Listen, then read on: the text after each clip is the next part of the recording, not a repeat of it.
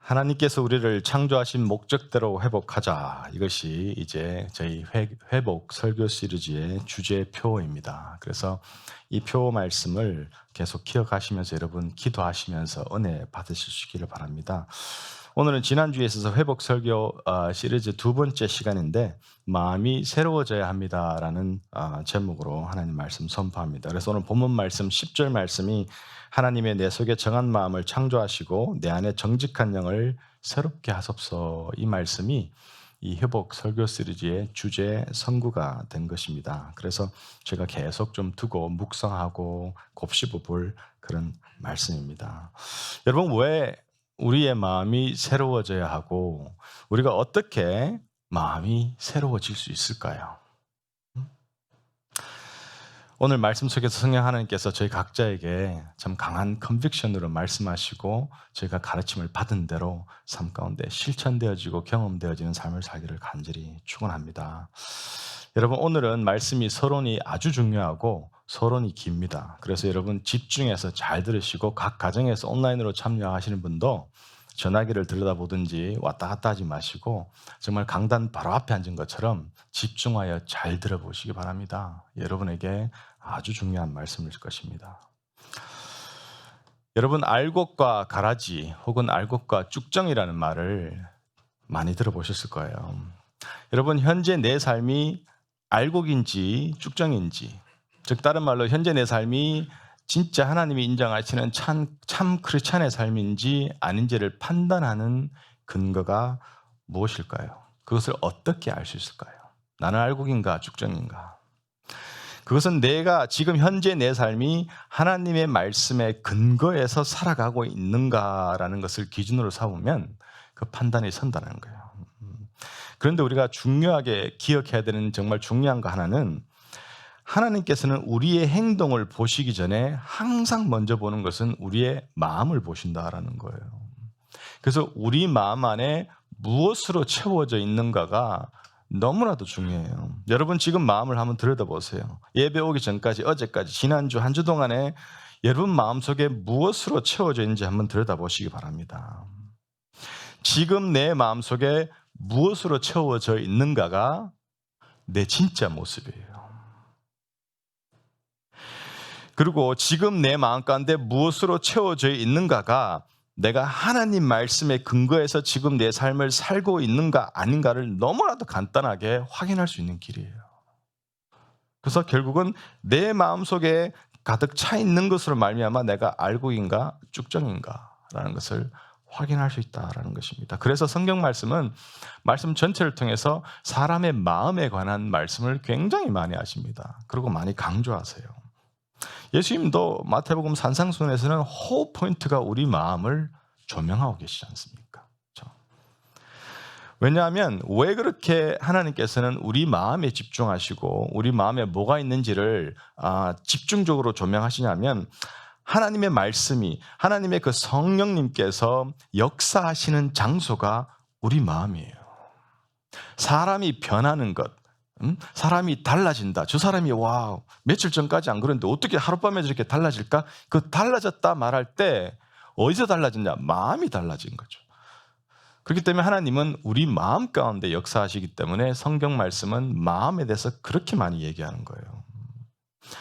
지금 이 순간 하나님께서 여러분 마음을 들여다보시면 하나님께서 여러분을 보시면서 알곡이라 그럴까요? 쭉정이라 그럴까요?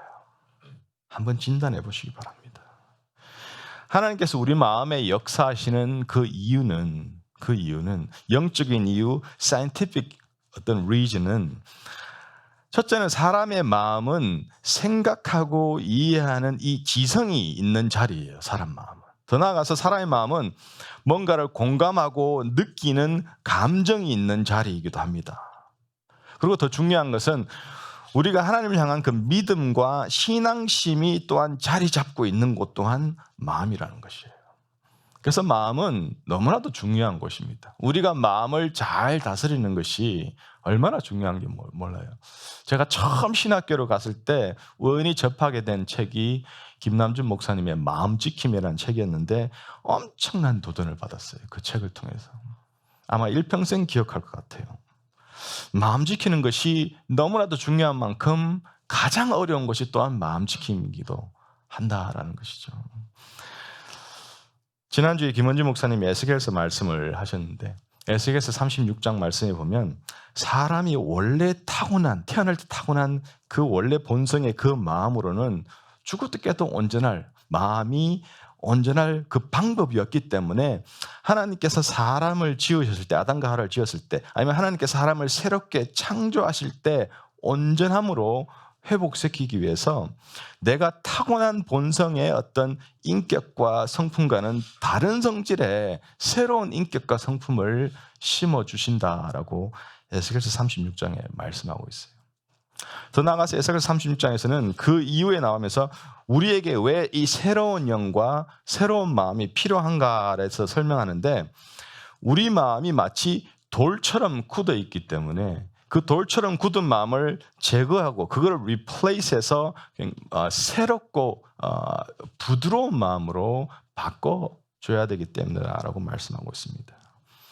인간의 마음을 돌로 표현한 것에 있어서 몇 가지 상징적인 의미가 있는데요. 첫째는 돌의 성질을 보면 사람의 마음이 돌 같다는 것은 마음이 돌처럼 굉장히 차갑다라는 거죠. 차갑다. 생명력이 없죠. 둘째는 돌 같은 마음은 무감각하다는 뜻이에요. 무감각하다. 나의 본질을, 나의 현실을, 내 자신을 성찰할 줄은 모른다라는 것이에요. 돌 같은 마음 셋째는 그 돌 같은 마음은 이미 구제불능의 상태, 즉 죽어 있는 상태. 이 세 가지 상징적인 의미로 에스겔서에서는 사람의 마음이 돌 같다라고 얘기하세요.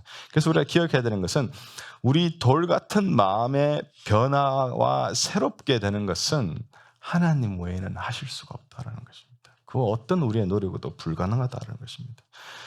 그래서 오늘 다윗 왕이 오늘 본문 말씀 10절에서 하나님께 간청하는 내용을 우리가 주목해서 보면 하나님이여 내 속에 정한 마음을 창조하시고라고 말하고 있어요. 여기서 말하는 정한 마음, 이 정한 마음은 깨끗한 마음으로서 내 내면 세계가 바른 질서가 세워져서 내 마음이 마땅히 생각하고 마땅히 품어야 될 것, 그 외의 것들을 생각하고 품으로 말미암아 내 삶 속에서 추하고 부끄럽고 수치스럽고 어떤 이런 상황들을 피하고 내 마음 가운데 내 삶 속에 그런 상황들을 두지 않을 수 있는 그 마음의 힘을 정한 마음이라고 얘기합니다. 오늘 말씀을 여러분이 이야기해서 이걸 기억하셔야 돼요. 정한 마음, 깨끗한 마음으로 내면에 바른 질서가 세워져서 내가 마땅히 생각하고 품어야 될 것들 그 외를 생각하고 품음으로 내 삶 속에 부끄럽고 수치스럽고 추악하고 더럽게 된 그런 어떤 상태를 피할 수 있는 마음의 능력, 그 마음의 능력, 그 정한 마음을 달라고 오늘 말씀 속에서 다윗이 부르짖고 있는 거예요. 이런 어떤 힘을 가진 정한 마음을 창조해 달라고 부르짖는 근본적인 이유가 있어요. 이건 단순히 하나님 현재 내 삶을 돌아보니까 여기 죄 지었고 저거 실수했고 이건 문제 있고 고칠 것이 여기 여러 가지인데 이것 좀 고쳐주세요. 단순히 현재 내 삶 속에 여러 가지 짓고 있는 여전히 이렇게 존재하고 있는 그런 죄악들을 그것만 고친다고 해결될 것이 아니기 때문에 정한 마음을 주시고 완전히 새롭게 해달라고 지금 고백하고 있는 거예요. 내 마음 전체가 온전히 새롭게 되기 전에는 그런 어떤 창조의 역사를 경험하기 전에는 나는 계속해서 더럽고 추악하고 부끄러운 삶의 상황들을 반복하고 살 수밖에 없기 때문이에요. 그래서 여러분 누군가가 예수 그리스도를 믿고 그 마음이 새롭게 되고 변화되었다라고 말하는 것은 그 사람이 하나님의 새 창조의 능력을 경험했다라고 말하는 거예요. 그 안에는 돌같이 굳은 그 차가운 마음, 구제불능의 어떤 죽음이 아니라 하나님의 그 생명력이 그 안에 숨쉬고 있다는 걸 말한다는 거예요.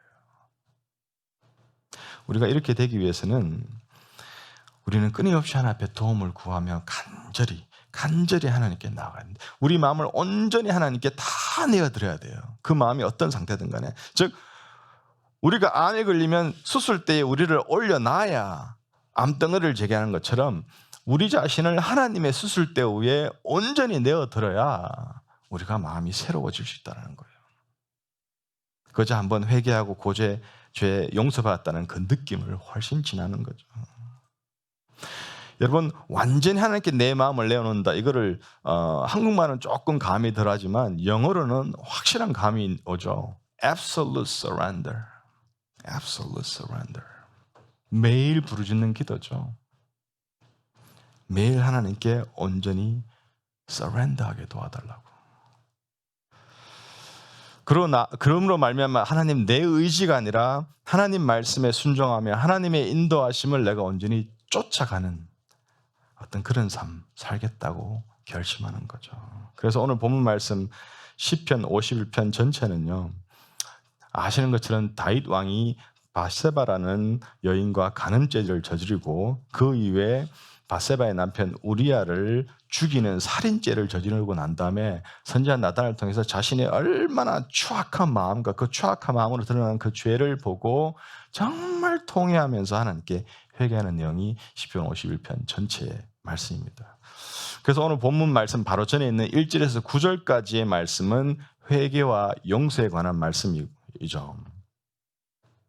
이 회개는 우리의 일평생의 성도의 삶의 전부가 되어야 되는 것을 말씀해주고 있어요. 여러분, 회개는 내가 하나님 앞에서 내가 범한 이 죄의 본질과 그 죄의 파괴성의 그 성격을 분명하게 내가 자각하고, 동시에 그렇지만 내가 하나님의 사랑, 은혜, 자비, 긍휼, 용서하심이라는 그 하나님의 아름다운 성품에 내가 전적으로 의지하고 신뢰하며 나가는 말미암아 오직 예수 그리스도의 그 보혈로 말미암아 그 피로 말미암아 회개와 죄 사함이 이루어진다는 걸 확실하게 믿는 것, 그걸 확실하게 믿고 나가는 것, 이거를 회개라고 얘기합니다.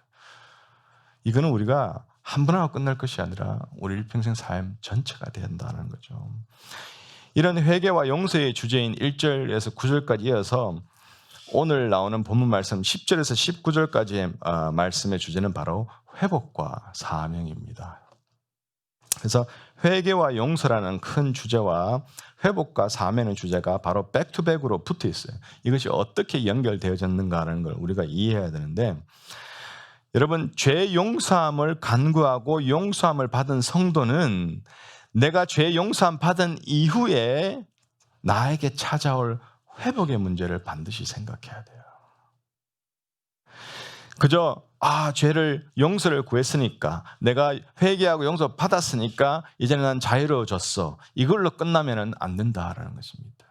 내가 회개하면서 용서를 구하고 그 다음에 올 회개를 하나님께 구하고 기도함으로 말미암아 내 영혼이, 나의 관계가 하나님께 다시 회복되어짐과 동시에 그 회복으로 말미암아 하나님께서 나에게 주신 그 사명을 다시 한번 온전히 감당하기로 결단하고 맹세하는 것, 이것이라는 거예요. 이것이 말로 회개와 용서의 진정한 결말이고, 회개와 용서로 말미암은 회복이라는 진짜 참 회복이 되는 거죠. 그래서 오늘 본문 10절에서 19절 말씀을 세 단락으로 나눠보면 다음과 같아요. 10절에서 12절까지는 회복을 간구하고요, 이것을 우리가 중점적으로 볼 것이고, 13절에서 17절은 결심과 맹세, 그렇죠? 내가 회복을 간구하고 나서 회복을 주시면 내가 진짜 하나님 통회합니다, 회개합니다. 이 회개함과 동시에 저에게 회복을 주시면 제가 이런 결단을 합니다, 이런 맹세를 합니다. 그것이 뭡니까? 내 자신이 용서받고 회복받게 되면 하나님의 진리를 전하는 정말 그 전도자의 삶을 내가 실패하지 않겠습니다. 내 입술이 늘 하나님을 찬양하는 그 찬양의 삶을 내가 끝까지 살아가겠습니다. 더군다나 내가 상하고 통회한 그 심령의 삶을 내가 실패하지 않고 살겠습니다. 이 맹세를 하고 있는 거예요. 마지막 18절 19절은 교회의 회복을 간구하는데, 놀라운 것은 이 마지막 18절 19절을 보면서 참 놀라운 것을 발견하죠. 18, 19절을 다시 보면 주의 은택으로 시온의 선을 행하시고 예루살렘 성을 쌓으소서. 그때에 주께서 의로운 제사와 번제와 온전한 번제를 기뻐하시리니 그때에 그들이 수소를 주의 제단에 드리리라. 다윗은 자신의 그 참회하는 기도의 마지막 부분에서 공동체의 회복을 구하고 있어요. 이게 왜 정말 놀랍고 중요하냐면 다윗의 죄악은 왕이기 때문에 더욱더 무겁고 중악한 건 사실입니다. 그럼 더 나아가서 자기 한 개인의 죄예요. 근데 한 개인의 죄는 개인의 죄로 끝나지가 않습니다. 나의 죄는 내가 속한 공동체에 악영향을 끼친다는 거예요. 다윗은 왕으로서 자기의 개인의 죄가 이스라엘 나라 전체에 영향을 끼쳤어요. 우리에게는 나의 죄가 제대로 회개하고 용서받고 회복 못하는 죄가 있다면 우리가 속한 교회 공동체에 악영향을 끼친다는 것입니다. 그래서 사도 바울은 고린전서 5장 6절에서 이렇게 말씀합니다. 적은 누룩이 온 덩이에 퍼지는 것을 알지 못하느냐라고 경고하고 있어요. 내 죄는 나만의 문제가 아니라 나의 죄는 회개하지 못하고 회복되지 못한 죄는 나, 가정, 교회 공동체까지 해친다는 사실을 경고하고 있죠. 그래서 오늘 본문 말씀 중에 10절에서 12절을 집중으로 살펴보기 원하는 이유는요. 우리 설교 시리즈가 회복이라는 설교 시리즈이고 요 10절에서 12절까지의 말씀이 회복을 위해 간절히 구하고 있기 때문에 요 세 구절을 집중적으로 살펴보기 원합니다. 그래서 10절에서 12절 말씀 보면 먼저는 정한 마음과 정직한 영을 간절히 구하고 있죠. 그리고 11절 보면 성령을 거두지 말라고 간청하고 있어요. 그리고 12절 보면 죄악으로 말미암아 잃어버린 그 구원의 즐거움, 그리고 자원하는 심령, 즉 하나님과 즐겁게 동행하는, 하나님과 동행하는 걸 즐거워하는 그 마음을 달라고 간청하고 있어요. 사실 보면 다윗이 이 범죄하기 전에, 간음죄와 살인죄를 하기 전에는 이 모든 것들을 하나님과의 관계 속에서 누리고 있었다라는 걸 말해주고 있죠. 근데 잃어버렸어요. 죄악으로 말미암아. 10절에 정한 마음, 하나님께서 정말 그 더럽고 추악한 죄로부터 깨끗이 씻게 해주신 결과로 주어지는 거죠. 그래서 우리가 우리 삶 속에 계속해서 추악하고 참 부끄럽고 더러운 그런 삶을 반복하지 않을 수 있는 힘을 준 것이라고, 그 힘을 가진 것이 정한 마음이라고 말씀드렸는데, 이 말씀 10절에 보면 이 정한 마음을 창조해달라고 합니다. 주세요가 아니라 창조해달라고 얘기해요. 왜 창조해달라고 하냐? 말 그대로 창조는 무에서 유를 창조하라는 거죠. 하나님이 천지를 창조하실 때 그 능력으로 자기 마음을 창조해달라는 거예요, 새롭게. 이 말은 사람의 마음은 하나님의 무에서 유를 창조하시는 그 창조의 능력 없이는 사람의 마음이 새롭게 되는 게 불가능하다라는 것이에요. 이 불가능한 것을 다윗은 전능하신 하나님께, 그분께 전적으로 의뢰하면서 그 창조의 능력으로 자기를 새롭게 달라는 거예요. 하나님만이 할 수 있다는 걸 철저히 인정하고 있는 거죠. 여러분, 온갖 갖가지 여러 가지 죄악들로 굳어있고 더럽혀지고 부패해 있는 이 마음, 그래서 그 마음에 죽어 있는 마음 가운데 그런 존재에게 정한 마음이 주어진다는 것은 사실은 말도 안 되는 일이고 어떻게 보면 불가능한 일이에요. 다윗은 보면 감히 구할 수도 없는 것을 지금 하나님께 구하고 있는 거예요. 그러나 여기에는 하나님의 선하시고 인자하시고 의로우시고 좋으신 그 성품에 철저하게 매달리고 뒤흔들며 하나님이 그 전능하심은 가능합니다, 도와달라고 하나님께 부르짖고 있는 거죠. 저는 사실 이 말씀 앞에서 제 자신을 솔직히 돌아보지 않을 수가 없었어요.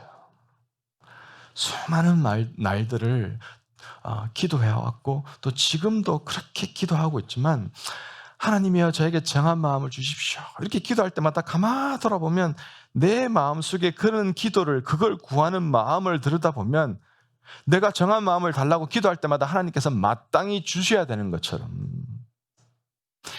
하나님께서 주시는 그 정한 마음이 나에게 굉장히 내가 어울리는 사람인 것처럼, 심지어는 어떨 때는 내가 이렇게 눈물 뿌리며 막 떼굴떼굴 그러면서 하나님 앞에 정한 마음을 달라고 막 하나님께 울고 기도하는 이 모습이 하나님께 굉장히 어여쁘게 보이고 하나님이 기뻐하시고 칭찬받을 모습일 것처럼 착각하는 그런 내 모습이 많지 않았나. 참 염치 없고 부끄러운 모습 같아서 눈물이 많이 나더라고요, 계속해서 이 말씀을 보면서. 여러분은 어떻습니까? 여러분들도 하나님께 정한 마음, 깨끗한 마음, 순결한 마음, 이 새로운 마음을 달라고, 창조해 달라고 기도해 보신 적이 있죠? 근데 이런 마음은 언제나 우리가 에베소서 4장, 5장 전체에서 살 수 있는 것처럼 우리가 구하는 깨끗하고 순전하고 새롭게 된 그 순결하고 정결한 이 마음은 우리의 이기심, 시기, 질투, 미움, 험담, 비방, 어떤 도둑질, 탐욕, 음탕함, 술취함, 분쟁, 당짓기, 비방하는 거, 우상숭배, 거짓말하는 거, 스스로를 속이는 거, 어리석은 말하는 거, 세상을 향한 욕망, 불순종 같은 죄악으로 인해서 계속 더럽혀지고 오염되고 있다는 거예요.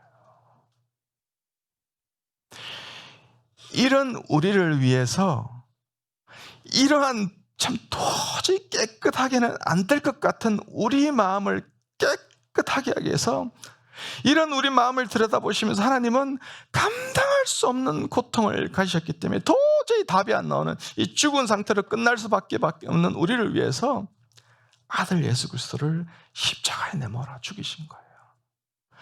여러분, 아들 예수 그리스도를 십자가에 내몰아 죽이기까지 했어야 되는 하나님의 고통을 생각해 봤어요? 이런 온갖 추잡한 마음들을 그대로 가지고 살아가는 내 마음을 보시며 고통스러워하는 하나님의 그 고통을 헤아려 봤어요? 우리는 너무 많은 시간 내 고통이 중요해요. 내 아픈 게 중요해. 내 고통 좀 봐주기를 원해. 내 고통만 좀 없어지길 원해. 다른 사람 고통, 하나님의 고통에 관심이 없어요. 저는 이것이 너무 마음이 아파요. 저는 이것이 내 안에 이런 모습이 너무 염치가 없고 너무 힘이 들어요. 하나님 믿는다고, 하나님 사랑한다면서 맨날 이런 모습들에 내 마음이 오염되고 더러워지고, 그래서 하나님 마음을 찢어놓는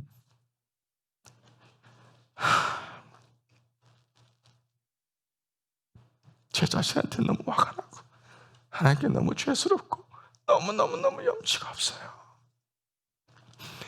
우리 이제 그만 내 고통에 집중하지 말고 나를 보시며 고통하시는 하나님의 고통에 집중할 수 있어야 돼요. 그것이 진정한 회개의 첫 출발이고 회복의 시작이며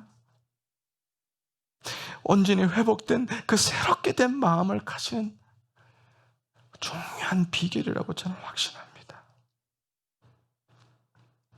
크리스찬들에게 있어서 정한 마음을 회복하는 것은 두말할 것 없이 너무나도 중요해요. 그런데 여러분, 그걸 간구하십니까? 정한 마음을 달라고? 하나님 알아요. 저한테 이런 정한 마음을 구할 자격도 없고 정한 마음을 가질 수 도저히 불가능한 거 알아요. 그런데 하나님은 창조하셨잖아요. 하나님은 가능하잖아요. 하나님 정한 마음 주세요. 여전히 이 안에 온갖 오물덩어린 이 마음 아버지가 안 돼요. 하나님 새로운 마음, 제 마음을 새롭게 해주세요. 구하고 계시냐는 것입니다.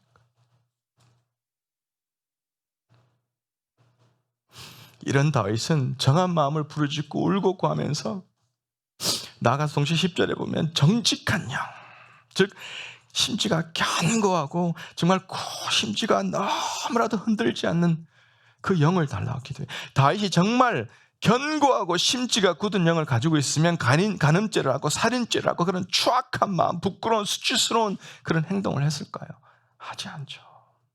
근데 자기가 그 죄를 짓고 보니까 내 안에 정한 마음도 정직한 마음도 다 사라지고 다 무너진 자기 모습에 괴로워 미칠 것 같은 마음으로 정말 울분을 토하며 하나님께 간절히 회개하고 있는 것이 이 시편 51편에서 느껴지는 거예요. 그것이 그의 부르짖음뿐만 아니라 나의 부르짖음이기도 하는 거예요. 이 시편 50편을 읽다 보면 생각지도 못했던 회복의 이슈들이 보이고 내가 얼마나 삶 속에서 회복돼야 될 것이 많은가라는 것을 막 보면서 내 마음이 감당이 안 되는 그런 순간들을 경험하죠. 나가서 11절에 보면 계속해서 간구를 하는데 다윗은 자신을 주님 앞에서 하나님 앞에서 나를 쫓아내지 마세요. 성령을 거두가지 마세요. 막 덜덜 떨면서 하나님이 다윗을 하나님 면전에서 쫓아내면 성령을 그에게서도 당연히 걷어가시죠. 다윗의 특별히 11절의 강구는 처절한 강구예요. 하나님 나를 죽이시더라도, 내 이 왕국을 다 가시더라도, 그러할지라도 주의 성령은 나에게서 가져가지 마세요. 이 철저한 부르짖는 거예요. 왜냐? 다윗은 하나님이 한 사람에게부터 성령을 가져가며 그 인생에 어떠한 비참한 처참한 결말을 냈는지 눈으로 본 사람이에요. 사울 왕이죠. 사울 왕. 사무엘상 16장 14절 보면 여호와 영이 사울에게서 떠나고 여호와께서 부르시는 악령이 그를 번뇌하게 한지라. 이 말씀 보면 하나님의 성령이 사울을 떠나자마자 악령이 사울에게 붙어가지고 그에게 염려, 근심, 불신, 불안 이런 마음을 가득 채워서 완전 번뇌케 해가지고 사울은 말씀 보면 종종 거의 정신 나간 사람처럼 이 디프레션에, 이 우울증에 깊이 시달렸어요. 그리고 결국 해결받지 못하고 비참한 인생으로 끝났어요. 다윗은 그것을 자기 눈으로 가장 가까운 곳에서 지켜본 거예요. 그래서 다윗은 누구보다도 하나님께서 자기로부터 성령을 거두어 가시는 것을 가장 두려워하면서 처절하게 기도하고 있는 것입니다. 여러분, 참되고 진정한 회개는 성령님의 도움 없이는 불가능해요. 그렇기 때문에 우리는 외치는 거예요. 나를 주님 앞에서 쫓아내지 마시고 주의 성령을 내게 거두지 마소서. 이 고백을 우리가 하는 것입니다. 계속해서 12절 말씀 보면 다윗이 회복을 간구하는 세 번째 내용이 나오는데 구원의 즐거움을 회복하고 자원하는 심령을 주십시오라고 하고 있어요. 그가 범죄했을 때, 간음죄, 살인죄를 저질렀을 때 그가 그 전에 누리던 그 구원의 즐거움 한순간에 사라져버렸어요. 참으로 무서운 것은 우리 마음을 더럽게 하고 추악게 하는 이 죄악들은 성도로서 하나님 자녀로서 당연히 삶 가운데 누리고 살아가야 되는 그 구원의 기쁨, 구원의 즐거움을 싸그리 다 가져가 버려요. 더 나아가서는 자원하는 마음, 즉 하나님과 동행하기를 기뻐하고 즐거워하는 그 마음을 뺏어가 버립니다. 하나님 동행에 별 관심이 없어요. 그래서 다윗은 바로 이 구원의 기쁨 회복과 자원의 심령을 12절에서 간구하고 있는 것입니다. 이 모든 것, 10절, 11절, 12절에서 봤던 이 모든 것들이 바로 회복의 길이고 이 회복의 길은 회개 없이는 불가능하다는 것입니다. 그렇다면 우리의 마음이 더럽혀지고 추악해지는 원인이 무엇인가라는 것입니다. 첫째로 우리 마음이 더럽혀지고 추악해지는 원인은 욕망이라는 것입니다. 욕망. 여러분, 우리 손보다 더 더러워지기 쉬운 게 우리 마음속에 있는 감정이에요. 여러분, 감정이 매일 삶 속에서 얼마나 쉽게 막 찢겨지고 더러워지는지를 한번 살펴보십시오. 여러분, 감정이 더러워지면, 찢겨지면 마음은 그야말로 더러워져 버려요. 이것이 우리 손이 더러워지는 것보다 더 쉽게 된다는 것입니다. 감정을 더럽게 하는 것 많이 있죠. 그러나 그 중에 세 가지만 살펴보면 이 세 가지가 다른 것도 많이 있지만 이 세 가지가 사람의 감정을 더럽게 하고 마음에 더럽게 하는 가장 중요한 세 가지이기 때문인데 그 중에 첫째가 바로 이 욕망이라는 거예요. 욕망이 우리 감정을 채우고 지배할 때 우리 마음이 더러워져 있습니다. 이때 욕망이라는 것을 구체적으로 말하면 돈과 재물에 대한 욕망, 명예나 권리에 대한 욕망, 사람으로부터 인정받는 거나 인기에 대한 욕망, 내가 자랑하고 싶고 과시하고 싶은 욕망, 어떤 세상적인 성취에 대한 욕망, 나가서 성에 대한 욕망, 심지어는 사역에 대한 하나님이 부르심이 없는 자신의 욕망, 이런 것들이 다 마음을 더럽게 하는 욕망이라는 것입니다. 이런 욕망의 결과는 자기 인생을 파괴하고 그 사람의 삶 속에 하나님 말씀의 진리의 가치를 박살내버립니다. 그렇기 때문에 마음이 굉장히 더러워져 있죠. 중요한 것은요, 실제로 이렇게 행동하고 살지 않지만 마음속에 이러한 종류의 욕망이 가득 차 있다는 것은 이미 그 사람이 하나님 앞에서 굉장히 더럽고 추악한 마음을 가지고 살아간다는 거예요. 이게 정말 두려운 건 뭐냐면 이런 욕망으로 말미암아 더럽고 추악한 마음을 가진 사람의 예배와 기도는 절대 상달되지 않고 하나님이 안 받습니다. 이것이 진짜로 두렵고 슬픈 일이라는 거예요. 아무리 뜨겁게 기도해도 예배도 하나님 안 받으세요.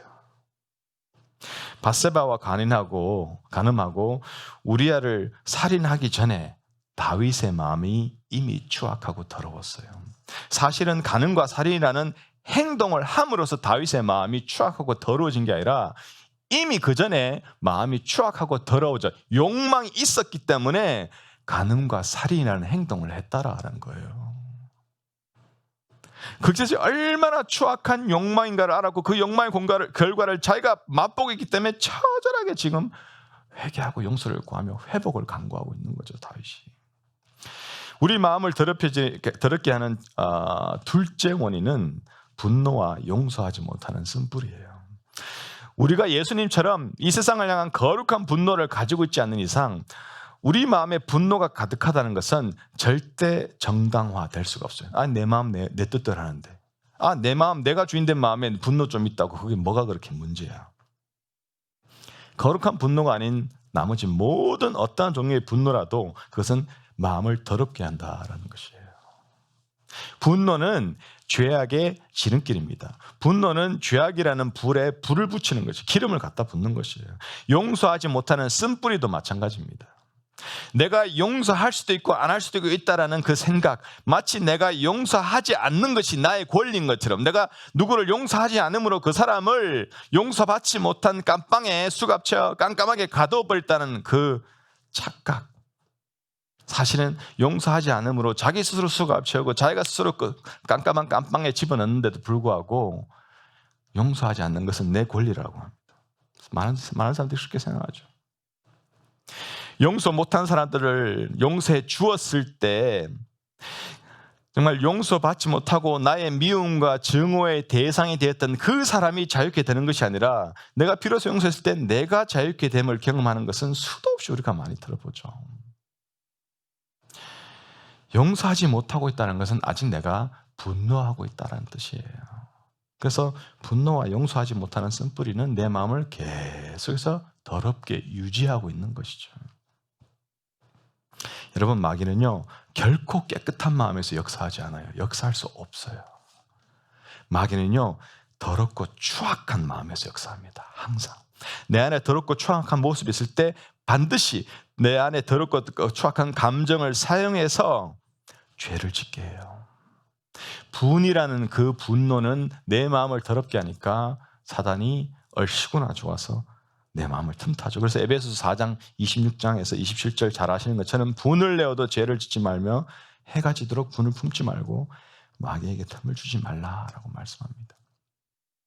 이 부분에서 참 연약한 우리 자신을 보지 않습니까? 저도 이번 주 내내 정말 하나님 앞에 눈물로 회개하는 것이 이번 주에 제가 품었던 분노에 대해서 하나님께 참 눈물로 회개하고 있어요. 우리 마음이 더럽혀지고 추악해지는 셋째 원인은 죄책감과 열등감입니다. 죄책감은요, 내가 지은 죄에 대한 내 양심의 소리가 죄책감이에요. 시편 50편 3절 말씀 보면 물은 나는 내 죄가를 나오니 내 죄가 항상 내 앞에 있나이다. 즉 죄책감이 있다라는 말이죠. 근데 다윗은 그 죄책감이 있는 것을 솔직히 고백함과 동시에 그 죄책감을 그대로 방치하지 않아요. 그 죄책감을 덮어두려고 하거나 피하거나 모르는 척하지 않아요. 그 죄책감과 싸우려고 하고 있습니다. 싸우고 있어요. 51편 1절 2절 말씀 보면 하나님이여 주의 인자를 따라 내게 은혜를 베푸시며 주의 많은 긍휼을 따라 내 죄악을 지워주소서. 나의 죄악을 맑게 씻으시며 나의 죄를 깨끗이 제하소서. 4절 말씀 보면 내가 주께만 범죄하여 주의 목전에 악을 행하였사오니 주께서 말씀하실 때에 의로우시다 하고 주께서 심판하실 때에 순전하시다 하리이다. 이 구절들은 하나님 내 죄를 내게서 떠나게 해주십시오라고 지금 부르짖고 있는 거예요. 즉 자기의 죄책감과 싸우고 있는 거예요. 죄가 떠나야 죄책감이 사라지니까. 다윗이 왜 죄책감과 싸우고 있습니까? 이 죄책감은요 뭐 어떤 양심의 깨끗한 감정이 아니라 죄책감은 더러운 감정이에요. 그래서 우리의 마음을 더럽게 한다라는 것입니다. 죄책감은 덮어둘 일이 아닙니다. 싸워서 없애야 됩니다. 죄책감을 가지고 하나님 앞에 온전히 설 수가 없기 때문입니다. 열등감도 마찬가지예요. 열등감도 감정을 더럽히고 더러운 감정이 마음을 더럽게 하죠. 그래서 가만두면 안 돼요. 열등감을 가지고 있으면 하나님과 다른 사람들과의 건강한 관계를 절대 가질 수가 없어요. 항상 삐걱거리는 관계라는 거예요. 12절 말씀 다시 보면 주의 구원의 즐거움을 내게 회복시켜 주시고 자원하는 심령을 주사 나를 붙드소서라고 말하죠. 여러분, 신앙생활이 즐거우십니까? Yes and No로 대답해 보세요. 여러분 삶 속에 기쁨이 있냐는 거예요. The joy of salvation이 여러분 삶 속에 있냐라는 것입니다. 만일 기쁨이 사라졌다면, 신앙생활하는 것이 즐겁지가 않다면, 자원하는 심령, 즉 하나님과 동행하기를 기뻐하는 그 마음이 내 삶 속에 없다라면 내 삶 속에 성령님의 역사도 없다라는 뜻이에요. 그러면 내 마음이 더럽혀진 상태로 그대로 있는 게 아닌가 의심하시고 점검해 보셔야 돼요. 내 삶 속에 성령님의 역사가 없으면 도대체 내 삶은 어떠한 삶일까요? 내 삐걱거리고 금방 추악해지는 내 마음에 성령의 역사가 없다면 도대체 내 마음은 어떻게 될까요? 마귀가 깨끗한 마음에 역사할 수 없는 것처럼 성령 하나님은 더럽고 추악한 마음에, 더러운 감정에 절대로 역사하실 수 없어요. 역사 안 하세요. 이게 무슨 뜻이냐? 아무리 기도하고 아무리 찬양하고 아무리 예배하고 아무리 열심히 사역해도 마음이 더러우면 성령 역사가 내 안에 나를 통해서 없다라는 것입니다. What kind of Christian life is that? Your life without the Holy Spirit. When Holy Spirit is not there when you worship God, when you testify Him, when you serve the church, what kind of life is that? Define이 안 돼요. 심지어는요, 내 더러운 마음 그대로 가지고 있으면서 이 더러운 마음에서 나오는 내 음성을 성령 하나님의 음성으로 착각하고 살아가는 사람들이 수도 없이 많다는 거예요. 그래서 너무 많은 사람들을 어려움으로 빠뜨리고 있다는 것입니다. 너무나도 두렵고 슬픈 일이에요.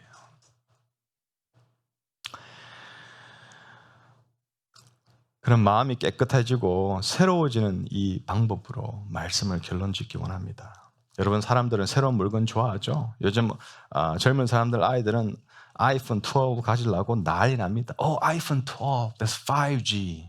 Let me tell you, 5G doesn't work in this country. Okay, do not waste your money and time. They don't have 5G antenna yet. That's a lie. 근데 새로운 건 다 좋아해. New iPhone, new iPad, new computer, new whatever. 다 좋아해요. 근데 가만보면 사람의 본질 속에 새로운 걸 그렇게 좋아하는 심리가 뭐냐? 자기의 인생이 새로워지기를 원해서 그래요. 특별히 나이 들면 그렇잖아요. 내가 그 시절로 돌아갈 수 있으면 완전히 새로운 다른 삶을 살 텐데, 이런 마음들을 많이 가지고 있어요. 잘못된 관계, 자기가 실수한 것들을 다 새롭게 되기를 원하는 마음들을 가지고 있어요. 여러분, 세상에는, 물론 교회 안에도 마찬가지입니다. 세상에는, 특히 교회 안에는 4가지의 특징의 사람들이 있어요. 첫째, 하나님을 믿지 않고 하나님을 인정하지 않는 사람, 불신자들. 둘째, 하나님을 믿고 예수님을 만났으나 그 한 번의 경험으로 끝나버린 사람들. 셋째, 하나님을 믿고 열심히 섬기며 만난다고 스스로 얘기하지만 그 하나님을 열심히 섬기고 만난다는 그 말 속에, 그 의도 속에는 하나님을 열심히 섬기고 만남으로 말미암아 내 뜻과 내 의지를 관철시키고자 하는, 내 뜻과 내 의지를 위해서 하나님을 믿고 만나는 사람들이 있어요. 이런 사람들은요, 마음이 자주 더러워지든지 항상 마음이 더러운 사람들입니다. 4번째 사람은 하나님 믿고 열심히 섬기고 그분을 만나는 삶 속에서 하나님, 내 뜻이, 내 계획이, 내 의지가 아니라 하나님의 뜻, 하나님의 계획이 내 삶 속에 온전히 성취되기를 소망합니다. 그걸 간절히 비는 사람, 기도하는 사람, 그렇지 못했을 때 하나님께 막 부르짖는 사람. 이런 사람은 마음이 깨끗하게 되고 마음이 새로워짐을 항상 경험하는 사람입니다. 우리는 이 네 번째 사람이 되어야 돼요. 네 번째 사람. 마음이 더러우면 성령이 역사하지 않거든요. 성령이 역사하자면 나는 변하지 않습니다. 내 더러운 상태로 그대로 유지합니다.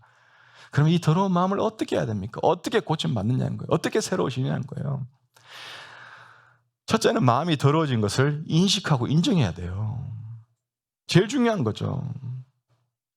근데 너무나 많은 사람들이 자신이 마음이 더럽다는 걸 보고 싶지도 않아 하고 인정도 안 하고 인식을 못 하니까 인정을 못 해요. 기도 가운데 구체적으로 내 마음을 들여다보며 내 마음에 더러운 부분들을, 영역들을, 그 내용들을 인식하고 인정해야 돼요. 그래야 회복되는 거예요. 그래야 마음이 새로워지는 거예요. 내 마음의 더러움을 인식하고 인정하는 것은 회개와 회복의 가장 중요한 첫걸음이에요. 근데 이 인정이 안 되는 거야. 무슨 이유든지. 사람들 앞에 모였을 때 자기의 마음을 나누지를 않아요.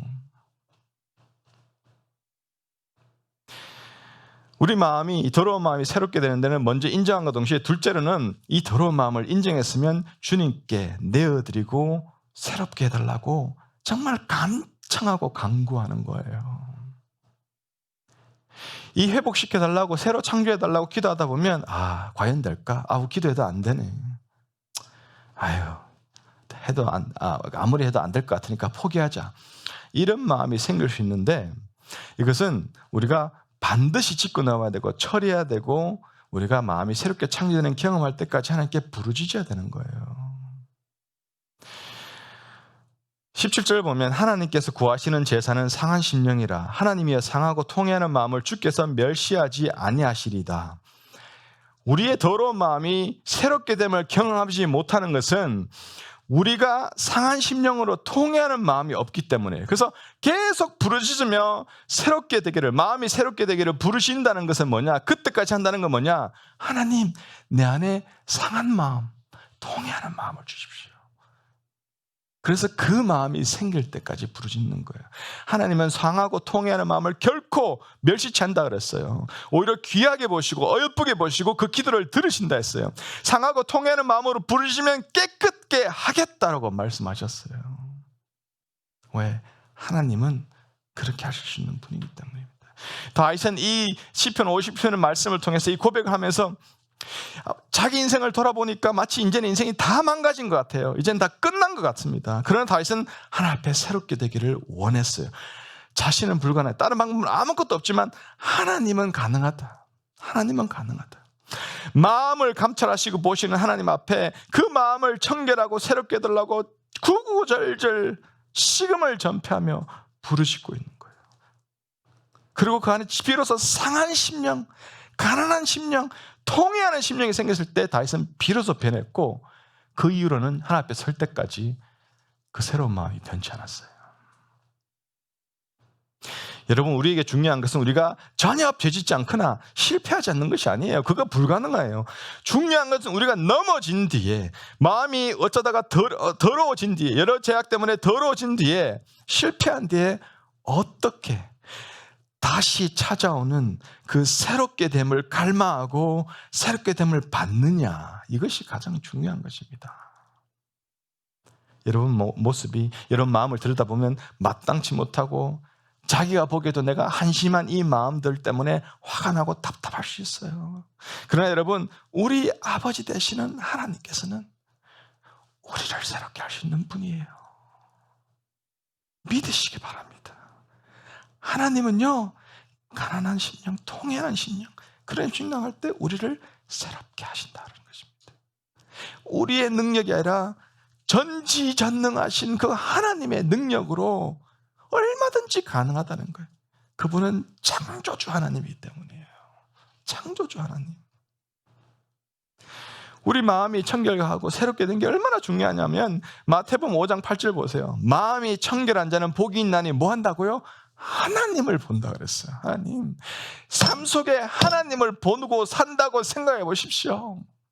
매일의 삶 속에 내가 하나님을 본다는 거예요. 그분의 음성을 듣고, 그리고 마음을 알고, 그분의 하시는 일을 보고, 내가 그분의 마음으로 산다라는 거예요. 내 눈앞에 하나님을 대면하는 처럼 산다는 거예요. 이것이 얼마나 놀랍고 당연한 삶이에요. 그러기 위해서 우리 마음이 새롭게 돼야 된다. 이러한 역사가 우리 가운데 넘치기를 축복합니다. 다윗의 무서운 죄로부터 회복시킨 하나님이 오늘 저와 여러분의 마음도, 추악한 더러운 마음도 새롭게 하실 것입니다. 우리가 돌이켜 회개하고 마음이 새로워지기를, 새롭게 창조해 주시기를 간구하고 성령님의 도움을 갈망하고 나아가면, 우리가 그분의 긍휼을 간절히 구하고 나갈 때 우리 마음에 새 마음, 정직한 영을 만들어 주시고 온전케 하실 것입니다. 이러한 복이 여러분 삶 가운데 남치시기를 간절히 축원합니다.